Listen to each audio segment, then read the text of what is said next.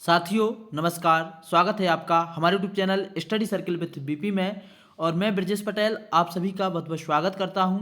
और आज से आप सभी के साथ एक नए सफ़र की शुरुआत करता हूं मध्य प्रदेश पटवारी को लेकर के। मध्य प्रदेश पटवारी में जो आपकी 25 नंबर की हिंदी पूछी जानी है उसकी संपूर्ण तैयारी करवाने की जिम्मेदारी लेते हुए आज शुरू करते हैं हम हिंदी वर्णमाला से। और आपको जितने भी टॉपिक हैं आपके 20 से 25 टॉपिक जिसका वीडियो मैंने पहले बना दिया है, आप वहां पर जाके देख सकते हैं। प्रत्येक टॉपिक के कम से कम प्रत्येक टॉपिक से 50 क्वेश्चन हल करवाऊंगा। और यदि आपने पूरे वीडियो रेगुलर देख लिए तो आपको किसी और क्लास की देखने की जरूरत नहीं पड़ेगी। इन्हीं में से आपको परीक्षा में रखे रखाए क्वेश्चन मिलेंगे। साथियों शुरू करते हैं आज का ये वीडियो और बढ़ते हैं हम अपने आज के पहले प्रश्न की तरफ। जो आज का हमारा पहला प्रश्न है हिंदी वर्णमाला को लेकर के कि हिंदी भाषा की कुल वर्ण की लिपियां हैं या हिंदी भाषा में कुल वर्ण कितने हैं, ऐसा भी पूछा जा सकता है। हिंदी वर्णमाला में कुल वर्णों की संख्या कितनी है, कुछ भी क्वेश्चन हो इसका हमें आंसर बताना है। हिंदी वर्णमाला में कुल वर्णों की जो संख्या है वह है 52। कैसे 52 है, प्रत्येक जाकर के हम देख लेते हैं कि किस तरीके से 52 है। हिंदी वर्णमाला में जो कुल संख्या वह है 52 है, जिसमें 11 हमारे स्वर हैं, 5 हमारे जो है का वर्ग के व्यंजन, 5 चा वर्ग के व्यंजन, 5 टा वर्ग के व्यंजन और 5 ता वर्ग के व्यंजन और 5 पा वर्ग के व्यंजन। इस तरीके से 11 स्वर और 25 आपके हो गए जिनको हम बोलते हैं स्पर्शी व्यंजन। 4 आपके अंतःस्थ व्यंजन और 4 आपके ऊष्म व्यंजन, 4 आपके संयुक्त व्यंजन। इसके अलावा 2 आपके आयोगवाह और 2 आपके जो है द्विगुण व्यंजन। इसके अलावा इन सबको मिलाते हैं हम तो जो टोटल आता है वो हमारा आता है 52। तो इस तरीके से हमने टोटल यहाँ पे देखा कि हिंदी वर्णमाला में कुल वर्णों की संख्या, कुल लिपियों की संख्या, कुछ भी हमसे पूछा जाए हमें बताना है 52। इस तरीके से हमारे इस क्वेश्चन का राइट आंसर होगा ऑप्शन नंबर सी। बढ़ते हैं आज के दूसरे प्रश्न की तरफ। साथियों हमारा आज का दूसरे नंबर का प्रश्न है हिंदी वर्णमाला में स्वर की संख्या कितनी है। बहुत सारे लोग अम और अहा को स्वर मान बैठते हैं और हिंदी वर्णमाला में स्वरों की संख्या वह लगा देते हैं 13, जो कि हमारा आंसर गलत हो जाता है। हिंदी वर्णमाला में कुल स्वरों की संख्या है 11। आ, बड़ा आ, ई, बड़ी ई, उ, बड़ा उ, तो 6 ये हो गए। इसके अलावा री, ए, आई, ओ, औ, इस तरीके से जो है हमारे हिंदी वर्णमाला में टोटल स्वर होते हैं 11। बढ़ते हैं अगले प्रश्न की तरफ। साथियों अगला प्रश्न है हमारा निम्नलिखित में से कौन सा कंठ वर्ण है। आपको इसमें बताना है कंठ वर्ण कौन सा है, जो कि हमारे उच्चारण स्थान होते हैं। उच्चारण स्थान के आधार पर हमसे एक ना एक प्रश्न अवश्य पूछा जाता है, तो इसमें हमें बताना है कंठ वर्ण कौन सा है। साथियों इसके लिए मैं आपको एक अलग से पूरा वीडियो लेकर के आऊंगा जिसमें आपके पूरे के पूरे 52 अक्षर जो हमारे हैं उनके उच्चारण स्थान आपको एक कविता के माध्यम से याद कराए जाएंगे। उसका वीडियो आपको बहुत जल्द मिलेगा। बाकी अभी मैं आपको बता दूं कि कंठ से उच्चारित होने वाले वर्णों में आता है हमारा आ, क्योंकि कंठ से कितने वर्ण उच्चारित होते हैं, आ और बड़ा आ, पूरा आपका का वर्ग मतलब का, खा, गा, घा और अंगा। इसके अलावा हा और विसर्ग, इतने वर्ण जो है कंठ से उच्चारित होते हैं, जिसको हम एक शब्द में लिख सकते हैं आ, कह, विसर्ग। इस तरीके से हम आप इसको लिखेंगे तो हमें याद हो जाएगा पूरा आ और आ, पूरा का वर्ग, हा और विसर्ग, ये सब के सब जो है कंठ से उच्चारित होते हैं। बढ़ते हैं अगले प्रश्न की तरफ। इसके पहले आपको बता दें इसका हमारा राइट आंसर है ऑप्शन नंबर बी। छोटा आ हो या बड़ा आ हो दोनों ही कंठ से उच्चारित होते हैं। बढ़ते हैं क्वेश्चन नंबर 4 की तरफ। कंठ तालव्य कौन सा है। साथियों कंठ तालव्य हमें बताना है, तो ऐसे वर्ण जो कंठ और तालु से बोले जाते हैं उनसे मिलकर के कौन सा वर्ण मिलेगा, तो ये है आंसर ऑप्शन नंबर सी। क्यों आया है ये, इसको हमें बताना है। आप लोगों ने जो है ए और आई को जो है कंठ तालव्य के अंतर्गत रखा जाता है। मैं आपसे फिर कह रहा हूं उच्चारण स्थान से संबंधित बहुत क्वेश्चन आते हैं, इसकी मैं आपको पूरी एक ट्रिकी वीडियो लेकर के आऊँगा आज या कल में, तो आपको उसको एक बार देख लेंगे फिर आप कभी नहीं भूलेंगे। कोई सा भी वर्ण कहीं से भी पूछ लिया जाएगा, लेकिन इसका आंसर ऑप्शन नंबर सी है। ए और आई जो है वह कंठ तालव्य है। बढ़ते हैं अगले प्रश्न की तरफ। हिंदी वर्णमाला में व्यंजनों की संख्या कितनी है। साथियों हिंदी वर्णमाला में जो व्यंजनों की संख्या है वह मानी जाती है 33।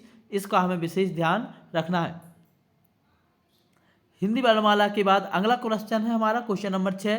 हिंदी में सा कौन सी ध्वनि है। फिर इसका हमें उच्चारण स्थान बताना है कि सा का उच्चारण स्थान क्या है। तो हिंदी वर्णमाला में जो सा का उच्चारण स्थान है वह माना जाता है तालव्य। इसको याद करने की एक ट्रिक है यश ने इमली खाई तो तालू में जाकर के चिपकी। तो या, सा, छोटी ई और बड़ी ई और पूरा ता वर्ग, ता, था, दा, धा, सब के सब जो है इसी में आते हैं तालब वर्ण में। पूरा आपका ता, था, दा, धा और ना, ये पूरे के पूरे वर्ण जो है आपके तालब के अंतर्गत आते हैं। इसके अलावा या और सा, साथ ही छोटी ई और बड़ी ई, इस सभी के सभी आते हैं आपके तालब वर्ण के अंतर्गत। इसकी एक आप ट्रिक से याद कर सकते हो। यश ने इमली खाई तो जाकर के तालू में चुपकी। तो या से या और सा से सा और ई से इमली, मतलब छोटी ई और बड़ी ई, जाकर के तालू में चिपकी। तो मतलब ये सब जो है तालब वर्ण कहलाते हैं। इसके बाद अगला प्रश्न है हमारा, वा का उच्चारण स्थान क्या है। साथियों हमें बताना है वा का उच्चारण क्या है। तो इसका राइट आंसर जो है केवल वा दंतोष्ट में। तो वा जो आता है यह दंतोष्ट से बोला जाता है, मतलब इसका उच्चारण स्थान दंत प्लस ओष्ठ दोनों से मिलकर के बनता है दंतोष्ट। इसका राइट आंसर है ऑप्शन नंबर सी। इसका हमें याद रखना है। फिर आपसे कहता हूं, आपके पास जैसे ही वो उच्चारण स्थान का एक ट्रिकी वीडियो आएगा, इसके बाद आपसे उच्चारण स्थान संबंधी जितने भी क्वेश्चंस आते हैं सब एक ही बार में आप हल कर दोगे। उसके लिए आपको इंतजार करना पड़ेगा और थ्योरी वीडियो देखना पड़ेगा, जो आपको कल शाम तक मिल जाएगा। बढ़ते हैं अगले प्रश्न की तरफ। साथियों वर्ण विच्छेद का हमें विशेष ध्यान रखना है। कई बार हम वर्ण विच्छेद में बहुत ही ज़्यादा गलतियां करते हैं। हमें बताना है उद्यान का शुद्ध वर्ण विच्छेद क्या होगा। इसके लिए हमें बताना है, कैसे बताना पड़ेगा हमें, इसको अलग अलग करना है, स्वर अलग करना है, व्यंजन अलग करना है। इस तरीके से जो है ये हमें अलग अलग करने हैं। तो यहाँ पर इसका हम उच्चारण स्थान देखें तो यहाँ पर देखिए दा और या दोनों पूरे पूरे बताए गए हैं, जबकि दोनों आधे आधे हैं।